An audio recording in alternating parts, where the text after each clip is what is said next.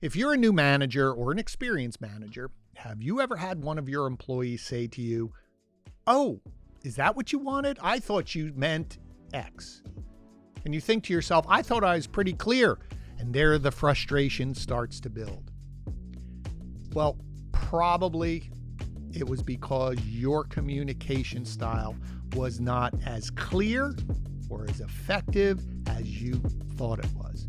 And this is one of the biggest skills that a new manager or an experienced manager needs. It's effective communication. So that's what we're going to dive into today. What is effective communication? I'm giving you some practical strategies so that you can apply them right after the episode. So, hi, I'm Glenn Pasch. I'm your host, and welcome to another episode of You're in Charge, Now What?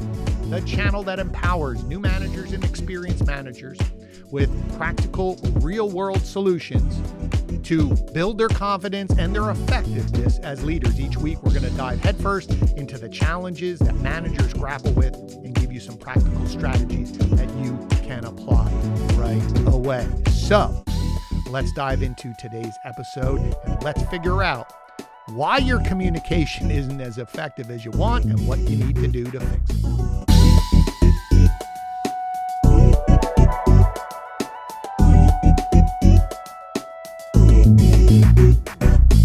All right, welcome back to another episode of You're in Charge, Now What?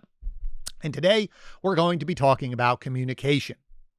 Now, many times managers think, I communicate very well because it makes sense to you. But often there is that frustration. As I said in the opening, how many times have you as a manager heard one of your employees say to you, "Oh, is that what you meant? I thought you meant X." And you scratch your head and you go, "I thought I was pretty clear about this." And you wonder why, and now there's finger pointing.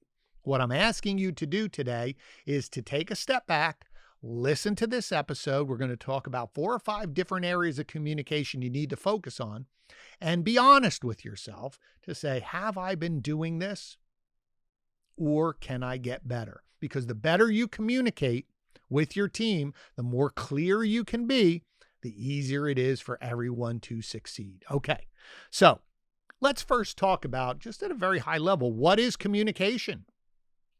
Communication is you sharing either written, verbal, physical communications, actions, words, where you're trying to get someone else to do something that you want them to do, either to understand something that's going to influence their actions, or you're giving them a checklist of things that they have to do in order for us as a team to be successful. So that's what it is.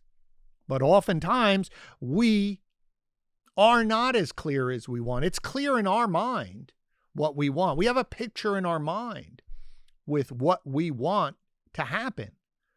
But sometimes when we communicate, we speak in generalities that allow interpretation to jump into the middle of this. And all of a sudden, the picture in their head is not the same in my head. And that's where we get that frustration and that disconnect. So what I want you to first think about is, I've done this in a couple other episodes, but I think it really applies here, is, again, I want you to take a piece of paper, cut it down the middle, good and bad, right? Good in one column, bad in the other.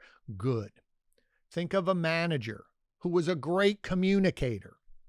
I want you to list things that they did or how they communicated. When I say, tell me a manager that was a great communicator, they pop right into your head. Why? On the flip side, I want you, when I say, think of a manager who was a horrible communicator. Bang. What did they say or do that made you frustrated to say they're horrible at communicating? Then I want you to look at each side and check off any of them that you do on either side. If it's in the good column, keep doing it. If there are some things in the good column that you didn't do, start looking at them and say, well, how can I implement some of those? On the negative side, if you checked any of them, please stop. And if you see any others, just make sure you're not doing them, because if they bothered you, they bother them.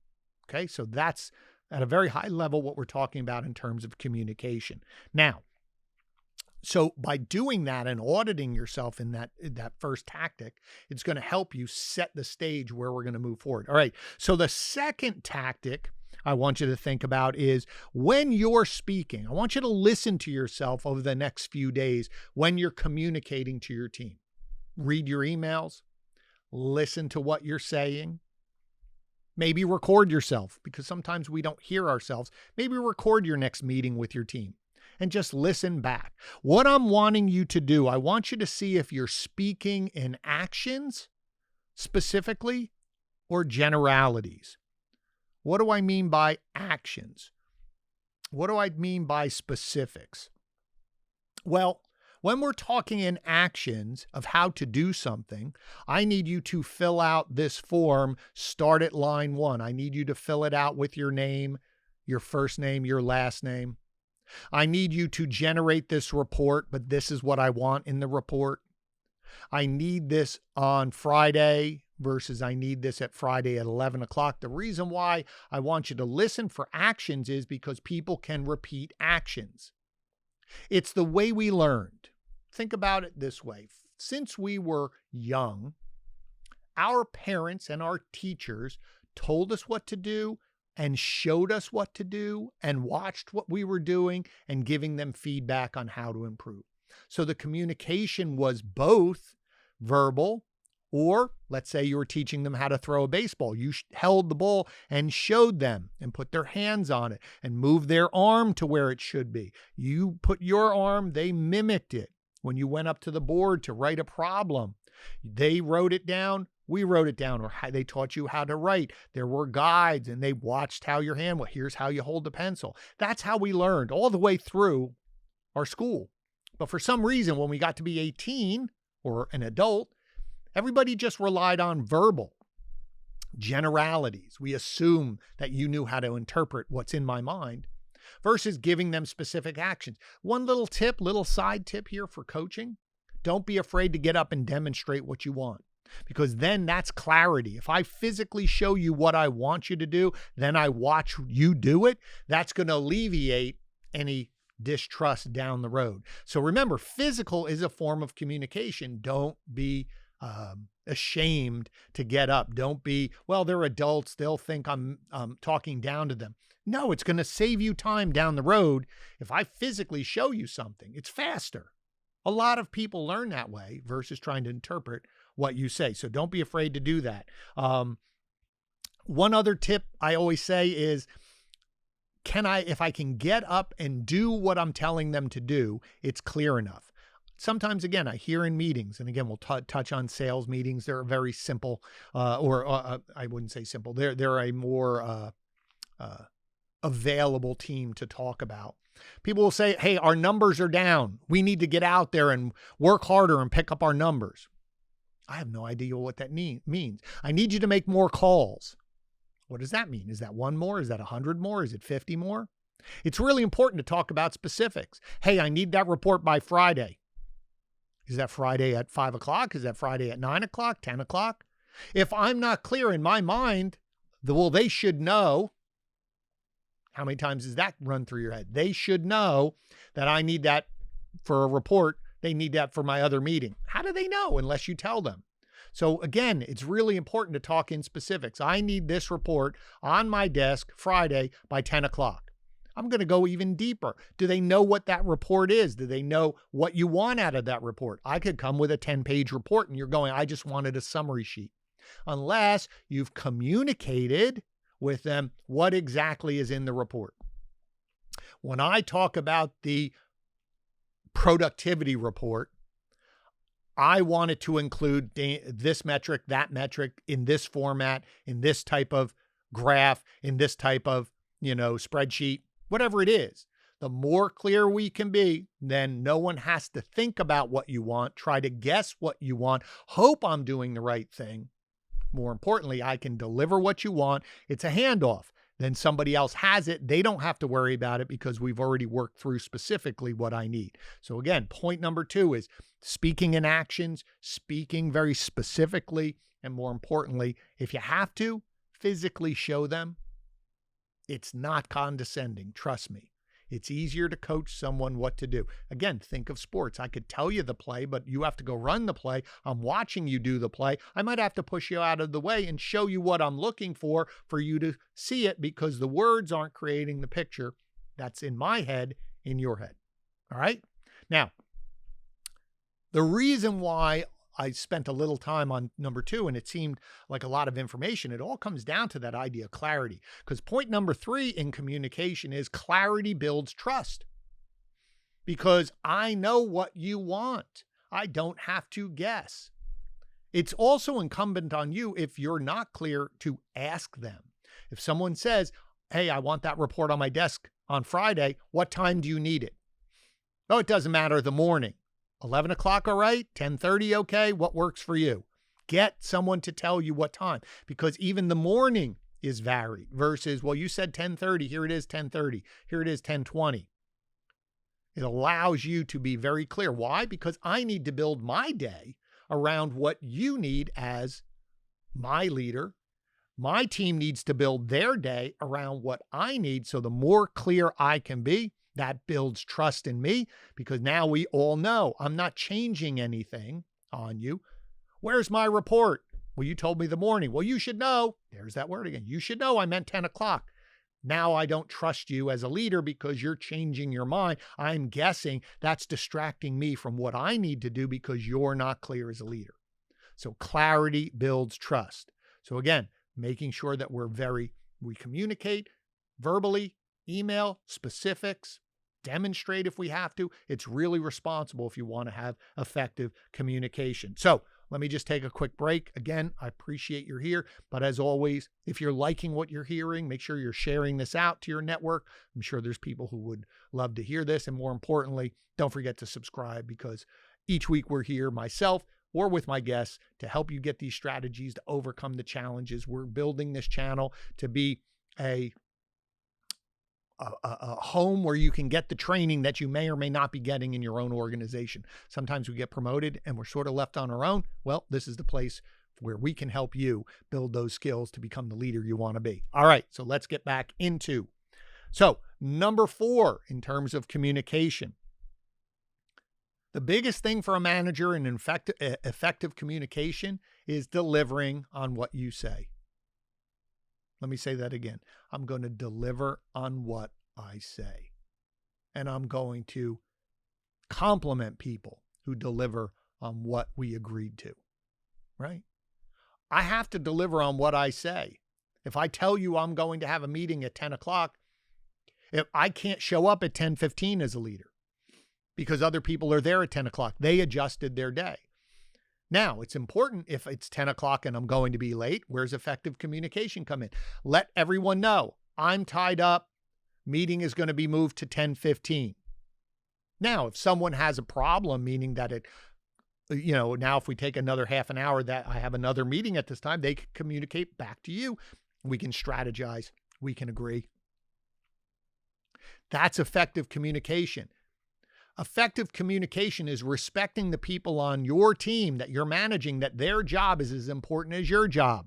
Just because you're a manager does not mean that your job is more important. You're just doing a different set of responsibilities in order to move the whole business forward, but it doesn't mean you're more important. So again, respect their time, deliver on what you say, over communicate to them. If you're going to be late, if you expect your team to tell you when they're going to be late, you have to do the same thing for them. That's where that effective communication, as I said earlier, it builds trust in you that what you expect of your team, you expect from yourself, and they can expect it from you. Okay? So again, deliver on your promises. And also, as you're having this communication doesn't just have to be about training. It's having a conversation about how their day was yesterday. Or remember, we talked about in one of our earlier episodes about knowing who your team is.